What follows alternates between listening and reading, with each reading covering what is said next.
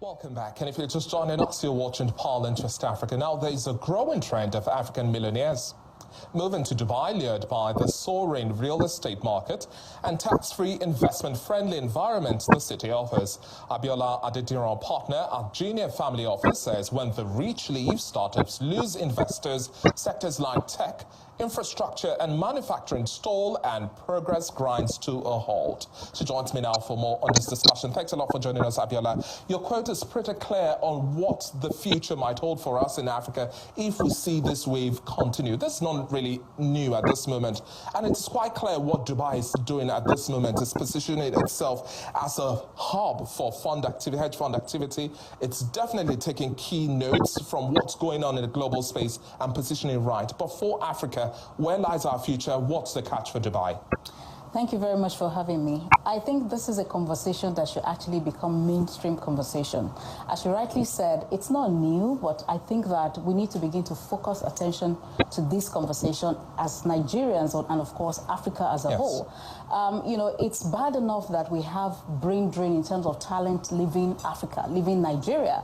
Now we're seeing a lot of our resources, financial capital, also following the same pattern. And as you rightly said, right, you know, the jurisdictions of preference has been the UAE, US, and UK.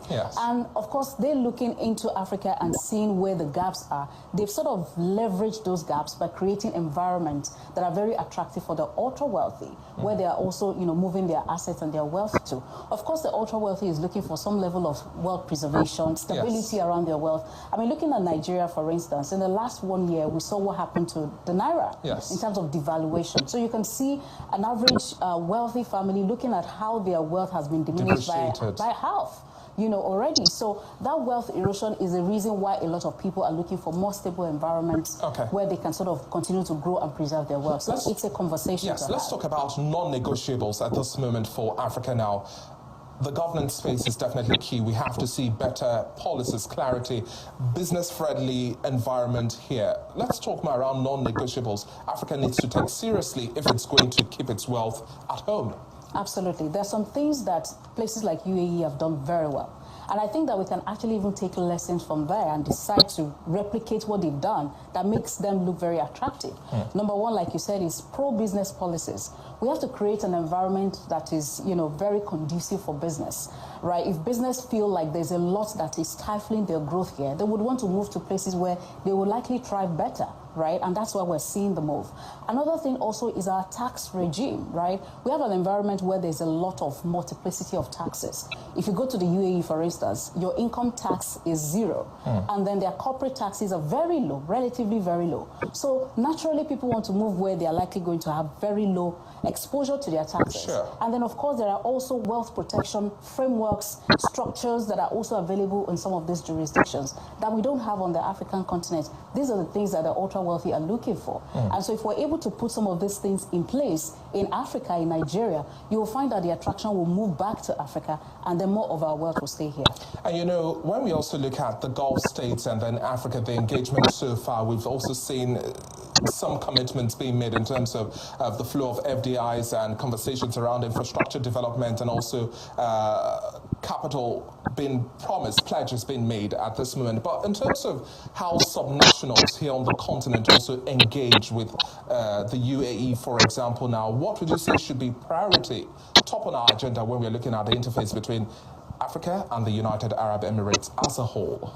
I think at the end of the day, we have to find a way to make sure that the conversations are more in our favor. Because at the end of the day, there must be a win-win situation where we're able to have opportunities that are created. Leverage? I mean, we don't, but we have to create it, really. I mean, when you think about the UAE, look at the growth of the UAE as well. They came from, you know, a country that had not much, but out of the little that they had, they've been able to create, you know, an enabling environment around it that make them very attractive today. So the question is, we need to look at what we have to bring to the table that gives us some sort of a win-win advantage. Would you say the African Continental Free Trade Area is one of those initiatives that's also helping to do that? Because now we're looking at enhanced productivity, value addition, and also the continent now is also having the global lens focusing on how we also adopt artificial intelligence. Absolutely. So there